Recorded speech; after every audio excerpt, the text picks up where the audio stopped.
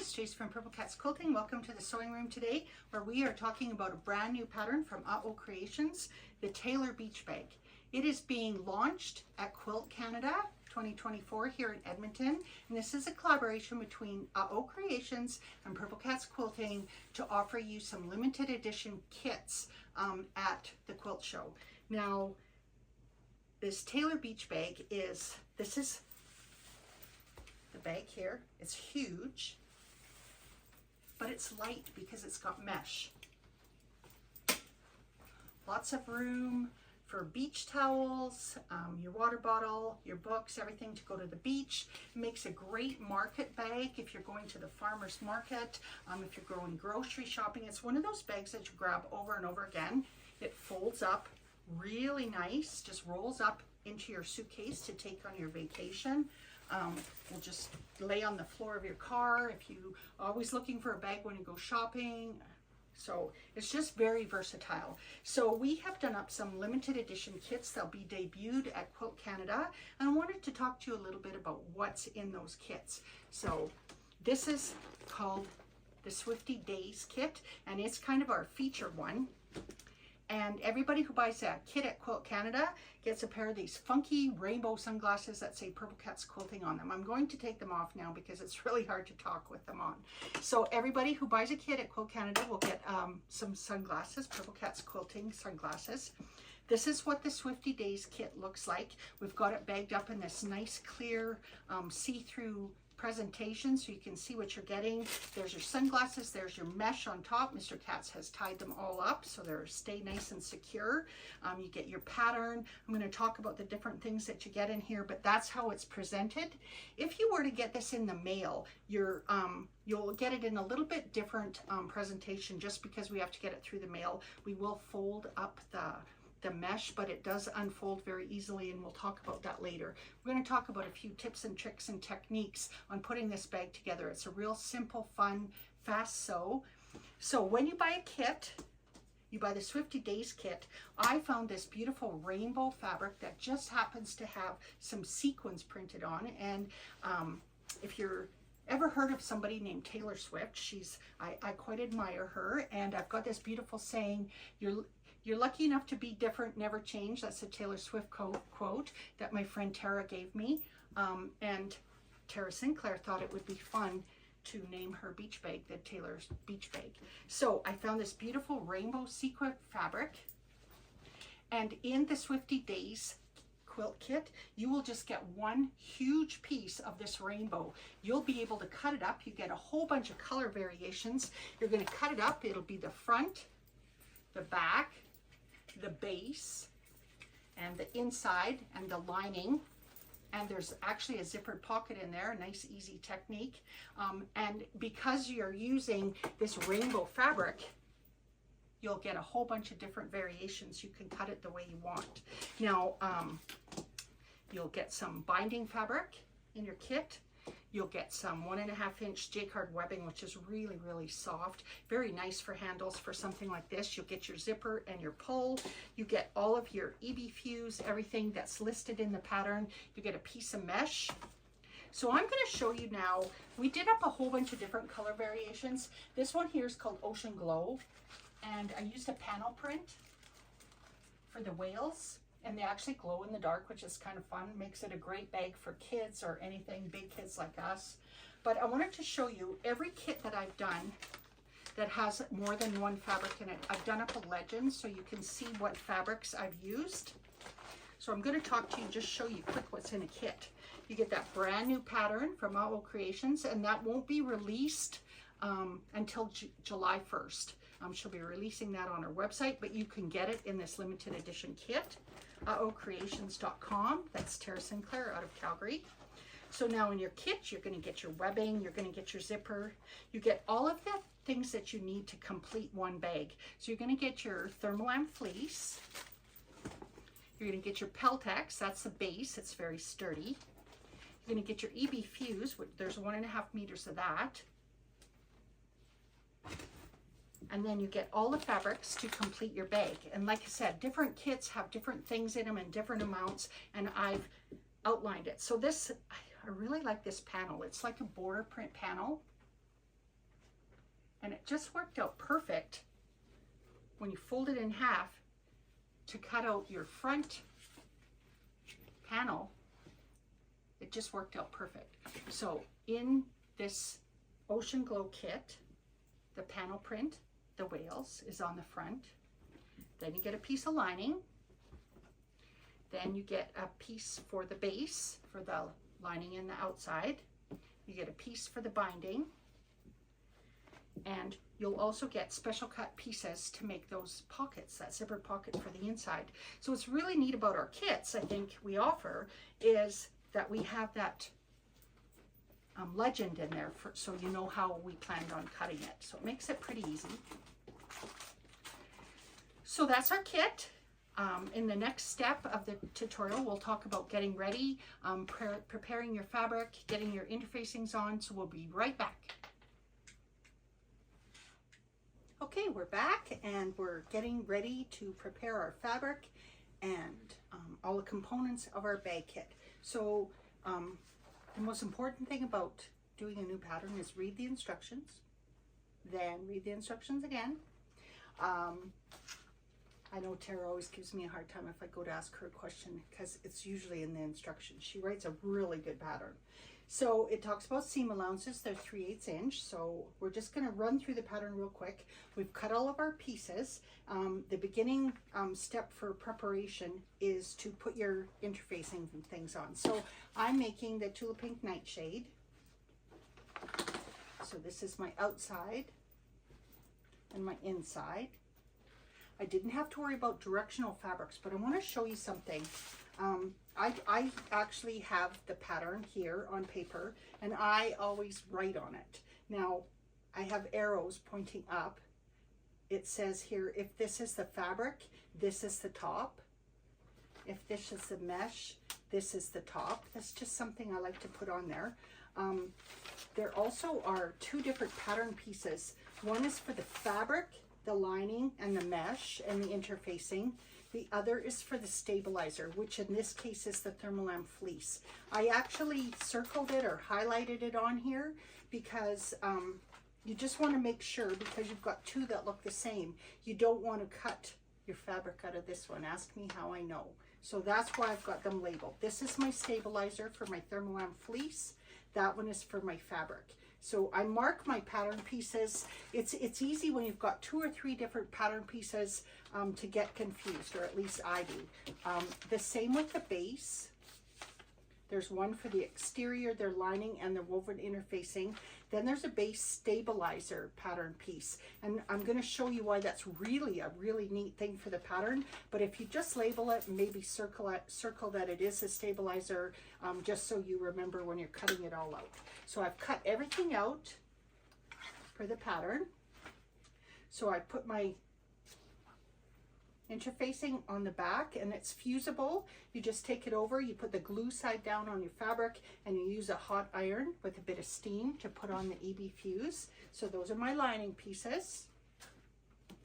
Then I have my base pieces, and again, there's interfacing on both of those. Now here's where that base stabilizer, that's the Peltex. It's quite a firm thing. It just gives some really nice structure when you put lots of things in your bag. So that's cut out there, and it's smaller, and we fuse that onto the outside piece of our bottom. And what that gives us is a nice sewing seam here where we don't have to worry about that heavy stabilizer. Again, Tara Sinclair writes all of her patterns to be sewn on a domestic machine. She's the Bernina ambassador, so that's really important to her, that all of the patterns that she makes are able to sew on a domestic machine. So that's a really good pattern designer, takes that into consideration. So then I have my outside piece, and I've got my EB fuse on there. Now I also have my Thermolam fleece, and that gives it a nice soft structure. Thermolam fleece is used lots in bag making. So again, because that stabilizer is a different size, I've got those extra seams there with not a lot of stuff in them. So here's my front piece. I have added a logo label here. If you want to put a handmade one on that you have at home or something, you could add that. So I've already added it on. I have my Purple Cats logo on there. So then you have your outside piece, has your EB fuse, and then it has your thermolam, and it's ready to go. I've got my zipper and my zipper pull, and I always give you extra zipper, lots of extra zipper, because I like you to be able to have a little bit extra wiggle room when you're going to put that pull on. And I know lots of people worry about the pull. It's so simple. You put the left side on, take the right side, you come in at an angle, and just put that pull on just like that. Then you're going to trim it down to the size that's needed. Like I said, I always give you a little bit. We also are going to heat seal those zipper ends. I'm going to show you how to do that quick. I'm just going to trim my zipper down. And heat sealing we do with a lighter, actually. And what that does is it stops the zipper ends from fraying. Now some zippers are made with cotton. This is made with nylon. So you know that nylon, you never ever cut into it because it will fray. And that's why we heat seal it. I'll show you how to do that later. So the next step of our pattern is making some marks on it. We want to mark halfway points. We want to mark for laying these beautiful handles on here. And so I love using this clover chalk. It's just like a little triangle piece of chalk. And what I do is I get my big ruler. We're making some marks down both sides of the front panel here. 1 inch in. So I lay my ruler down along the edge. And I run that piece of chalk down there. And I get that nice edge there that I can line up my handle. So we're measuring from the top, from the sides, on both the front and the back. And I'm just getting all my stuff here. One of the tools that I really, really like is this beautiful by Annie's double-sided basting tape. And it has some glue on it with a little piece of tape. I know I have one going here. And I use this for everything. So you pull it off, it's a piece of tape, it's sticky on one side, there's some, a top on it here that you peel off. So what I'm going to do is I'm going to run that about 1/4 inch in from that line that I just drew, because that's where our handles are going to go. And I'm going to do that on both sides, and we'll do this on the front and the back. But I just want to show you how easy this is. This is a really, really good tool for so many things. I use this for my zippers and stuff, but I thought this was really good. So there, I've got that 2-sided tape running just inside that line that I wrote for the 1 inch line from the edge. Then I have my Jacquard webbing, and I've heat sealed the ends again with my lighter, just so that they don't fray. And then I'm going to lay those handles. This is how we're doing it. We just lay it around like this and come around, but I'm going to show you how nice and easy it is with that tape, because I peel off the paper part of the tape now. And these are just little techniques that I have used. I've made a few of these bags, as you can see. And so I just use it. I'm laying my Jacquard webbing along that line there. See, it holds it in place too, because now I can take it to the sewing machine and not worry about it slipping and sliding. And sometimes with these webbings, they're very soft. They do have a tendency to slide under your sewing machine foot too. So this tape actually just holds them in place for you. It's just a great thing. So that's Annie's 2-sided. I use the 1/8 inch one because I find that it doesn't gum up my needle, because I can avoid it.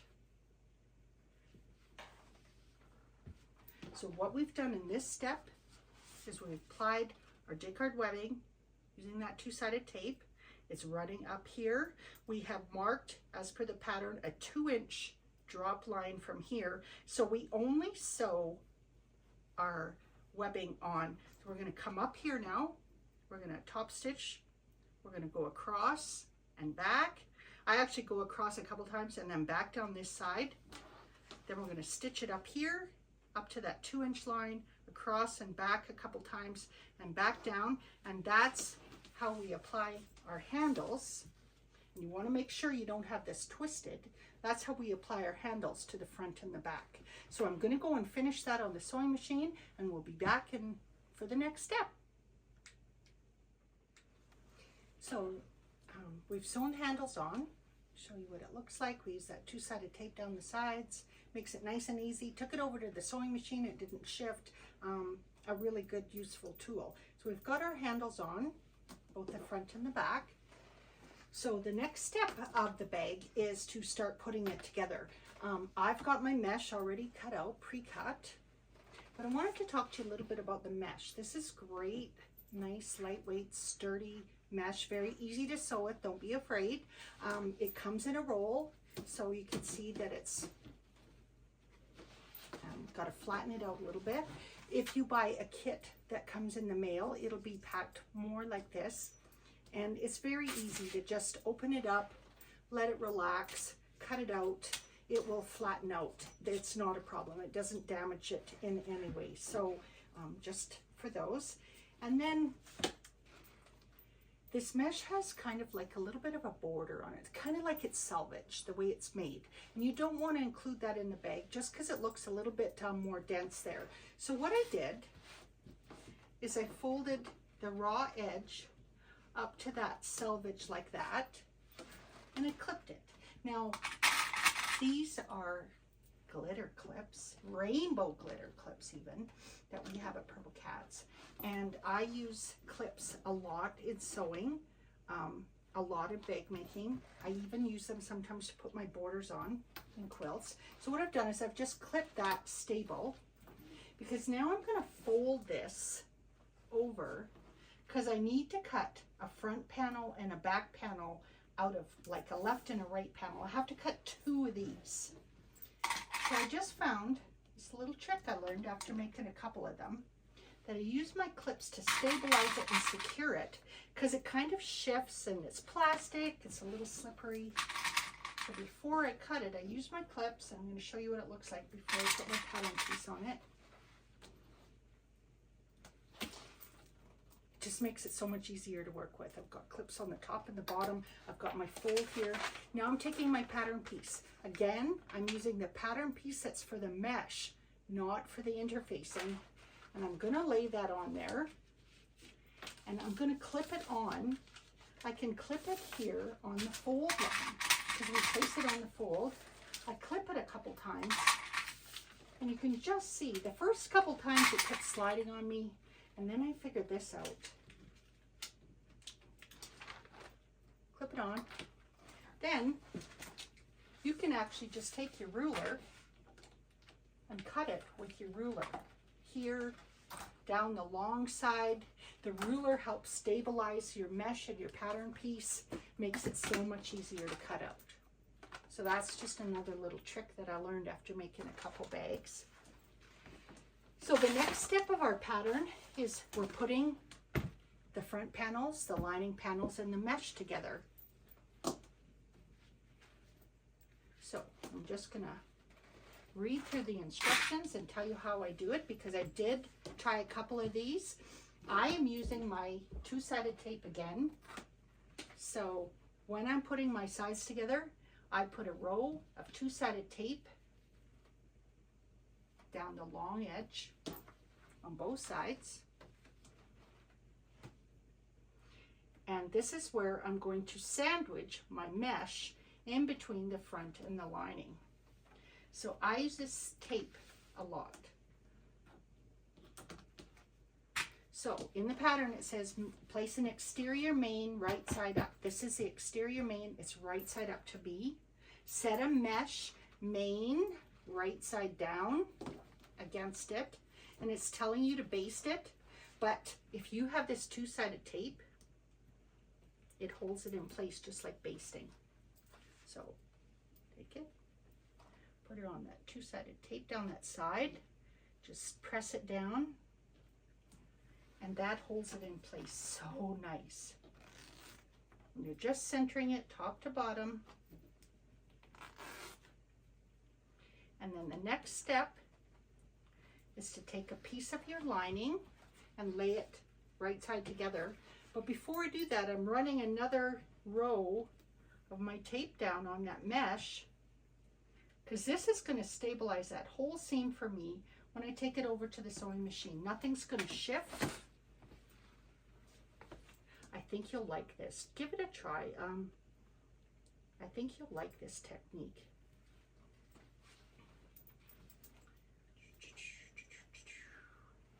Right sides together.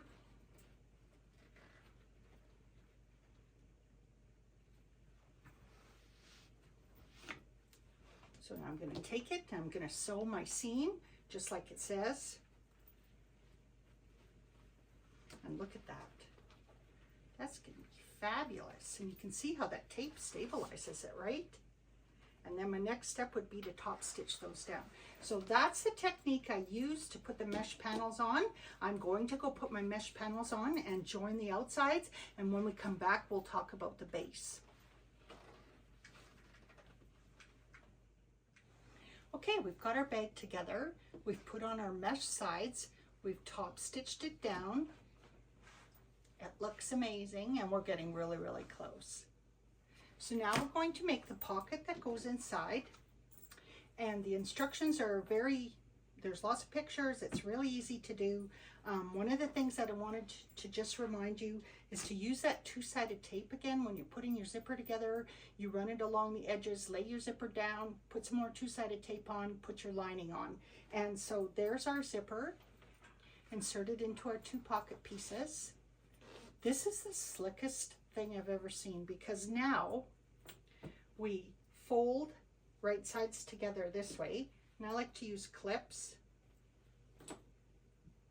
So we sew folding the front right sides together, and we flip it over, and we're sewing the lining right sides together. But we're going to do that in one seam. And like I said, this is just so cool.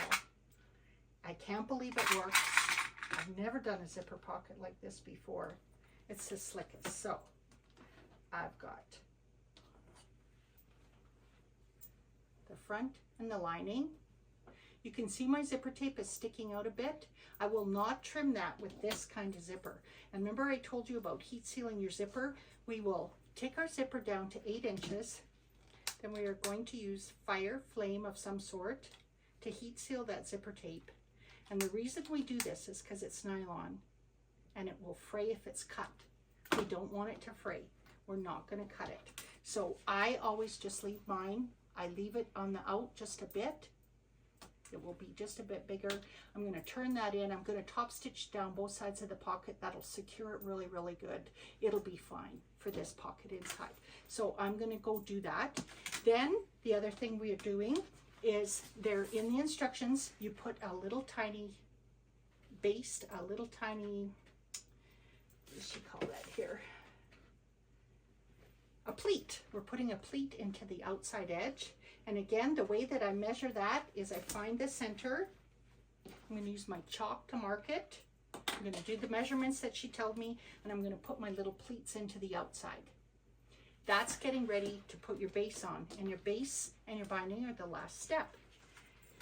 You have your binding pieces. You'll have 2.5-inch strips. You'll have 3 of them. You're going to join them together just like regular binding for a quilt. I do not use angle binding technique here, the angle joining, just because it's really hard with the stripes. I actually just put the 2 pieces of binding together. I use a 1/4-inch seam and I sew it, I trim it, I press it open. So I'm going to join those 3 pieces of binding together. Then I'm going to fold it in half just like traditional binding. So I've got the 2.5-inch strips sewn together in one big long piece and then folded in half and pressed really well. I set that aside because that's our final step, is putting the binding on. Here's our base, our bag base. You stitch them wrong sides together so the right sides are out. So one side will have that Peltex on it, that's the outside, and the other side will just have interfacing. I mark the centers. So again, I fold it, I use that chalk, just run it up there, mark it however you want, because it just makes it so much easier when you start to put it together. And then our next step will be to put the base onto our bag. So we will come back in a couple minutes. I'm going to put my pocket in. I'm going to show you how to do that. Then we're going to clip together. I'll show you how to clip the bottom and sew it. Then we'll put our binding on. Okay, I've sewn up my pocket. Isn't this just the cutest little thing you ever did see?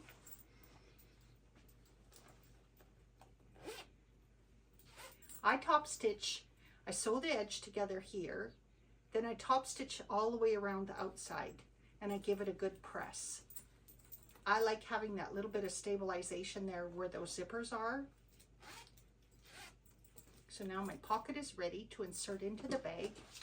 For the next step, we're going to have our bag inside out, so turn it around so that the lining is facing the out. You will center the pocket on the back panel of your bag, and you will just base that in place. So you'll base that in place. I'll have that done before the next step. Now we've got our base, we've got it all marked. We've got the right side facing up. We're going to take our bag and we're going to start matching. We're going to set it down like this, and I'm going to start matching those halfway points and the end points. And the way that I do that is I like to use clips. I've got it chalked and marked. So now I start clipping it together. And this is going to seem weird, but it is right sides together, the outside fabric together.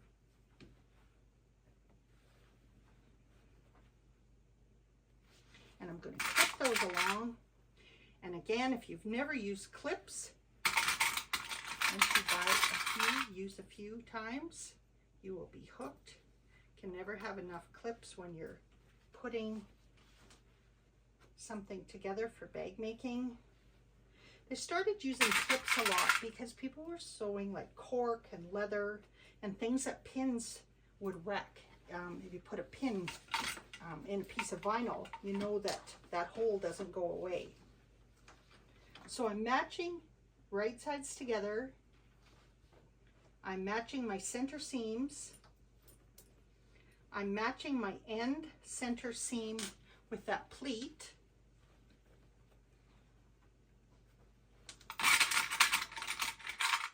And I'm going to clip it all the way around that curve. Now don't be afraid, it works. It works really good. One of the techniques that I use to sew when I'm sewing these kind of things, because as you're going around that curve, you want to hold things. I have lots and lots of clips. Lots and lots of clips.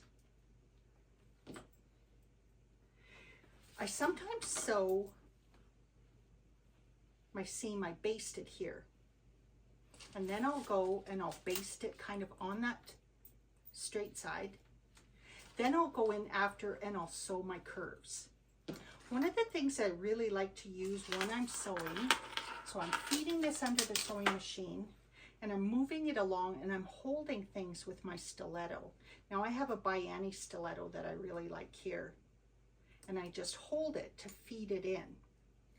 So we're going to finish up our base, put it in like this. I'm going to sew in my pocket up there. Then the next step is we're going to prepare the final bit of our binding. So we already made our binding strips. Now we've got to cut it to the length that's in the pattern. I believe the bottom is 51 inches and the top is 43.5. We're making a loop. So we're going to sew those two pre-measured pieces of binding together, just like we do with a 1/4 inch seam. We're going to fold them over like binding. And then in the next step, we're going to apply the binding to this base seam and to the top seam to finish it. I will actually do the top to show you. I will sew it onto the bottom and show you how we turn it over and finish it. Then we're done. Okay, we're back to the final stage of our bag here. I had the binding and we had made that circle, the loop, and I applied it to the back of my bag, and then I top stitched it down on the front, just like binding on a quilt. Then we put together the base as shown in the pattern, and as I showed you a little bit before, the base to the outside of the bag. We sewed it with a 3/8 inch seam, then we trimmed it. That's equivalent to squaring up your blocks in a pattern. I love patterns where I get to square down my blocks if I'm doing like half square triangles or something, and doing this 3/8 inch seam and then trimming it to a 1/4 inch before you put your binding on just helps ease in all of those little things, and maybe if things don't work quite as well as you want, it still looks really good in the end. It's like squaring up a block. Now we're just trimming down 1/4 inch seam, then we're putting that loop on there. I always sew mine together from the outside of the bag first. So I put my binding on here, then I turn it over and I top stitch it to the base side. I've done it both ways. I find that one a little bit easier, and if you're new to putting binding on a bag seam, that might make it a bit easier. Don't be too concerned, because when you fold it all in on itself, nobody's down there with their nose. Like, you're going to see it now, but it still looks really good. So putting the binding on the seam really does give some structure and stability to your bag. So now we're going to pull it out.